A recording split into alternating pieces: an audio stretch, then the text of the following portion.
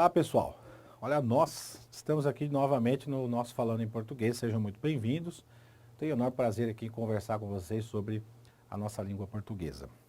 Eu vou trazer uma questão que um dos nossos alunos aqui me perguntou, né? Aquilo que eu já havia dito para vocês. Esse Falando em Português, o que a gente procura trazer para vocês são questões que são dúvidas, né, dos candidatos. Então, normalmente a gente monta esse quadro pensando nisso. E eu quero conversar com vocês aqui sobre esse assunto aí, ó. Funções sintáticas dos pronomes pessoais oblíquos átonos. Nossa, professor, que nome complicado, difícil. Moleza, gente, moleza, não tem nada difícil aí não. Quer ver? Olha a pergunta que o nosso aluno nos mandou aqui. Investigador de polícia, um concurso recente, agora em 2018. Vou até abrir a tela aqui para deixar você com a tela inteira aí, ó. Olha lá, nos enunciados, ali traz os enunciados e destaca aí dois pronomes. Tá vendo ali, ó? O las, né, que está destacado lá em negrito, e o de. E ele pergunta, os termos destacados são. Observe o seguinte, pessoal, ele fala os termos.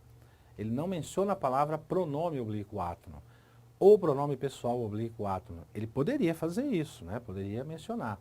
Candidatos, pronomes oblíquos átonos destacados no trecho, né? Que estão destacados seguem as funções sintáticas dele. Não tem importância isso. O fato dele colocar isso, perguntando se é pronome ou se são termos, não tem o menor problema. Quer ver? Como é que você pode resolver esse tipo de questão aqui, ó? Nós estamos falando de uma prova objetiva. Ou seja, assim, ó, eu tenho uma pergunta e eu tenho as alternativas, A, B, C, D e E. Então, como é que eu costumo trabalhar com o candidato? Em vez de você reconhecer todo o aspecto gramatical, claro que seria o ideal, lógico, né? Mas pensando numa prova de concurso, eu tenho que ser um pouco mais objetivo, pelo menos penso dessa forma. Professor, eu preciso responder a esta questão, mas eu não tenho conhecimento da gramática como um todo. Eu não preciso saber nomes, né? Alguns nomes. Claro que seria o ideal. Aí eu preparei para você dar uma olhadinha na lousa aqui, o que eu fiz, ó. O que você pode fazer, gente, né? Aliás, eu comentei isso antes dessa prova aí. Falei, olha, gente, como tem análise sintática no seu concurso e tem a ver, né, os pronomes oblíquos átonos têm funções sintáticas, o que você pode fazer? Faz o seguinte, ó. Você pode falar assim, bom, oá, osiás, lolá, losilás, noná, nozenás. São pronomes oblíquos átonos formando próclise ou ênclise, no caso do oá, osiás, e no lolá, losilás, noná, nozenás, formando ênclise, né? Colocação do pronome depois do verbo. O que você pode decorar como função sintática? Você olha para esses caras aqui e fala o seguinte, ó. Se a VUNESP ou qualquer outra banca examinadora me perguntar qual é a função sintática desses pronomes, eu tenho que achar um negócio escrito objeto direto. Por quê? Porque eles completam o sentido de verbos transitivos diretos. Por exemplo, ó. Oá, osiás podem aparecer depois de um verbo. Tem que ser transitivo direto, ele tem que exigir um complemento direto, com qualquer terminação, menos RSZ ou som nasal. Se a terminação for RSZ, né, RSZ, e eu tiver que colocar o pronome depois do verbo, eu vou retirar essas terminações, RSZ, e acrescentar o lolá, losilás. Tenho certeza que você já viu isso, né, durante as nossas aulas. Se o verbo tiver uma terminação em som nasal, que é a letra M, né, ó, M ou OIN, eu mantenho essas terminações e acrescento noná, nozinás, mas tem que ser um verbo transitivo direto. Mas eu não preciso saber tudo isso para responder essa questão. Para responder essa questão da prova de 2018 do investigador, bastava fazer isso aqui, ó. Oá, osiás, lolá, losilás, noná, nozinás, função de objeto direto. Aí, eu posso ter o lhe, o lhes, com função de objeto indireto, que é o que eles perguntam ali, mas esse lhe, o lhes, também pode ser um complemento nominal. Como não tem na questão, eu trouxe para vocês aqui um exemplo de complemento nominal. Não tem nessa questão. Olha só essa frase aqui embaixo, ó. Tá vendo? Ó? A decisão foi favorável ao réu, certo? Então, vejam só. Aqui, ó. Ao réu. Vou sair aqui porque a minha imagem não interessa para vocês. O que interessa é aqui. Tá vendo? Ao réu aqui, ó. Então, ouve bem o que eu vou dizer para você. Ao réu está completando o sentido do verbo ou está completando o sentido do favorável? Pô, professor, eu não sei, como é que eu faço isso? Faz a leitura, ó. Faz a leitura, ó. Se a decisão foi favorável, Ela foi favorável a alguém, certo? Então, esse a saiu do favorável. Favorável é verbo? Dá para você conjugar eu favorável, tu favorável? Não dá. Bom, se não é verbo, é nome. Se é nome e precisa de complemento, porque se a decisão foi favorável, ela foi favorável a alguém, se precisa de um complemento e tem preposição ainda, lógico que isso é um complemento nominal. Então, olha aqui, ó, ao réu completou o sentido de um nome, portanto, é um complemento nominal. Vamos acrescentar aqui, ó. Pega a sua canetinha e acrescenta, ó. Ó, aqui eu tenho um complemento nominal, ao réu. Legal? Agora, olha o que eu posso fazer.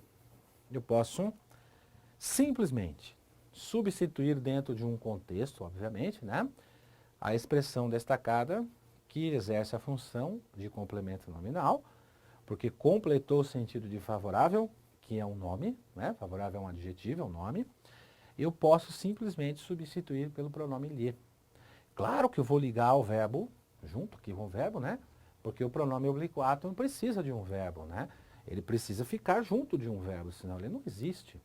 Então, a decisão foi-lhe favorável.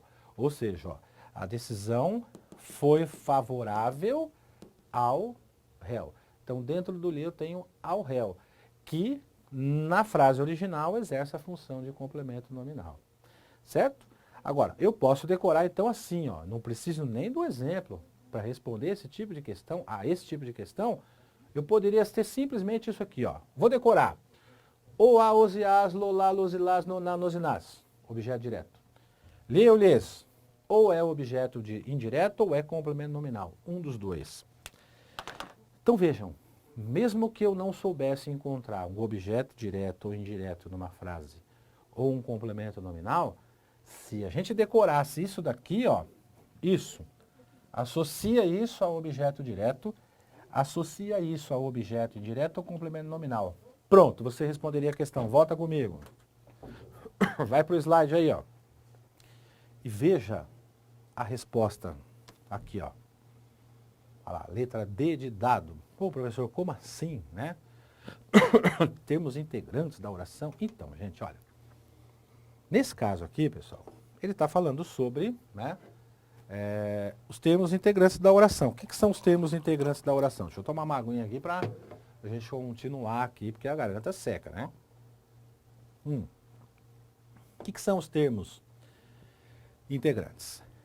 As orações, os termos das orações são divididos. Essenciais, sujeito, predicado.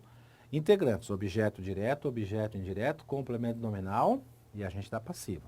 E os acessórios, os adjuntos, adnominal, adverbial, aposto e vocativo. Esses são os elementos ou os termos da oração. Certo? Legal. Volta lá para a questão. Quando ele menciona o seguinte, ó, as expressões, né, nos enunciados lá, as expressões e os termos, desculpe, destacados, eles são integrantes por quê?